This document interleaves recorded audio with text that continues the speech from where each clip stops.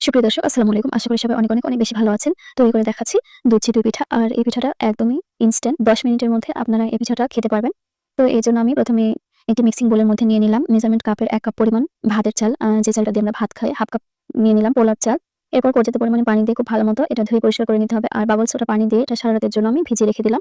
এরপর পানিটা ঝরিয়ে নিয়েছিলাম। মেজারমেন্ট চামচের ১ চা চামচ পরিমাণ বেকিং পাউডার, ১ চা চামচ পরিমাণ লবণ, ১ চা চামচ পরিমাণ তেল এবং ২.৫ কাপ পরিমাণ আমি পানি দিয়ে আর ১/২ কাপ পরিমাণ সাথে ভাত দিয়েছিলাম ব্লেন্ড করার সময়, দিয়ে এটাকে ব্লেন্ড করে নিয়েছি।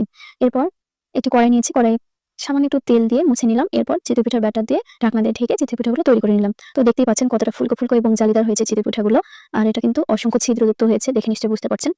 এরপর আমি চুলায় দুধ জাল করতে দিয়েছি। আর এখানে মেজারমেন্ট কাপে ৩ কাপ পরিমাণ দুধ জাল করে নিয়েছি। দিয়ে দিয়েছি মেজারমেন্ট কাপে ১/২ কাপ পরিমাণ খেজুর গুড়। আপনারা আপনাদের মিষ্টিটা পছন্দ মতো কমিয়ে বাড়িয়ে নিতে পারেন। এরপর শিরাটা আমি বলক তুলে নিয়েছি। এরপর সবগুলো চিতই পিঠা একে একে দিয়ে দিলাম। তো চিতই পিঠাগুলো সবগুলো দেওয়ার পরে আমি এটাকে ঢাকনা দিয়ে ঢেকে রেস্টে রেখে দেবো মাত্র ১০ মিনিটের জন্য। ১০ মিনিট পর ফিরে আসলাম। আর ১০ মিনিটের মধ্যেই কিন্তু চিতই পিঠাগুলো রসে টইটুম্বুর হয়ে গিয়েছে। আর ১০ মিনিটের মাথায় কিন্তু আপনারা গরম গরম চিতই পিঠাটা খেতে পারবেন। তো এই তো চলে আসলাম ১০ মিনিট পর। আর দেখুন রস খেয়ে একদম ডাবল হয়ে গিয়েছে। এটা যদি আপনারা আরো বেশি সময় রাখেন তাহলে আরো বেশি নরম তুলতুলে হবে এবং ফুলে ডাবল হয়ে যাবে। তো এই ছিল আজকের রেসিপি। ধন্যবাদ সবাইকে। ভালো থাকবেন সবাই। আল্লাহ হাফেজ।